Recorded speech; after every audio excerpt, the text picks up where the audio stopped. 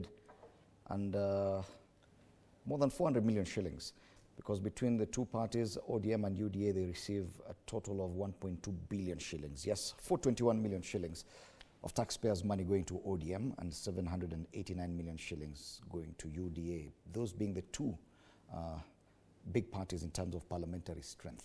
Yes, that's the reason why it has to concern Kenyans, how these parties are governed and the structures therein. And questions now abound about the future of this party and whether or not there's actual internal democracy within the parties. Just by the fact that it's the same family name that we are seeing even in this transition, that itself could raise questions.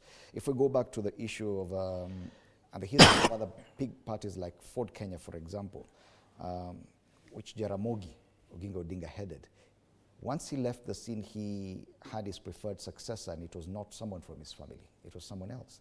But we see even in Kanu now, it has been reduced almost to a family venture, the same family name dominating the leadership. Is there a risk in having that trend in these big parties? Alfred, there is a difference between the parties of yesteryears and the parties of today. The political parties of those days, Ford and so on, used to run on very meager resources, Today, cash has played a big role in political parties and assets that political parties have. One thing that we need to agree on is are these assets actually well taken care of in terms of knowing that these are from public coffers? This is actually the taxpayers' money coming to political parties. And one of the things that influences this kind of arrangement where family members come in is because of the resources in that party and some of the investment in that party as families include the legacy. And I think the people who should worry a lot about what will happen to ODM are also family members. In a way, trying to preserve the legacy of Raila Odinga within the national politics. And so they worry a lot that maybe if somebody else who is not as committed,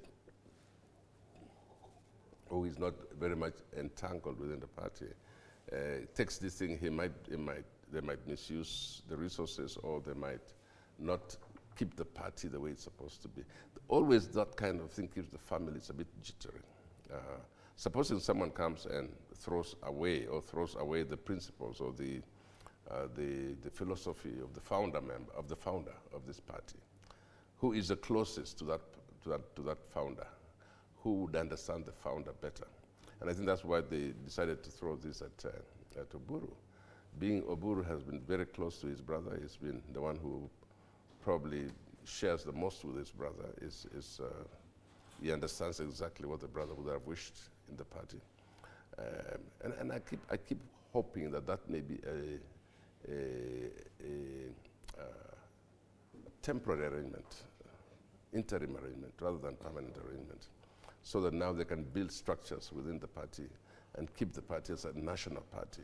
Keep a party so that it doesn't have to come, the lead of that party doesn't have to be from one region. For example, that founder came from. The leader of the party does not have to be from the family of the founder. But because of the fear that the structures are not yet there, you'll find that then they would like to see, in the meantime, who would really fill the shoes or try to fill the shoes of the founder.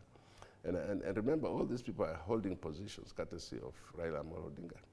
He's the one who knew how to play the chessboard, and he would know who would fit there and there and there. Now that he's not there, everybody's shaken in their positions, not knowing what will happen. Most of the people that you see leading the party right now would not be sure if there was, for example, democracy within the party. If, for example, they say, let's go into elections, some of them will not be very sure if they will be in those positions. So they want to hold on to an arrangement where they have a party leader who still wants to hold on to them, bring them together without subjecting the party to elections. Subjecting the party to elections immediately after the departure of the founder is a bit risky. It's a bit risky. Everybody's looking at this party. It has got resources. It has got longevity. It is established well, it's 20 years old, and everybody's eyeing it. And as we said, including the ruling party, also eyeing it, and the opposition also eyeing it. And we need to know that over the years, that the pivot, the central pillar has been one Raila Amolo Odinga. And he knew how to deal with these things. Now, how much of that Oburu can handle, I don't know. But I think that's the best advice for that. Okay, even if you put him in the meantime, in the interim, that he should really build around himself a structure that is national and that does not betray the image of this party. All right. And some of these leaders within ODM have a national outlook, the likes of James Orengo, who himself ran for president at one time.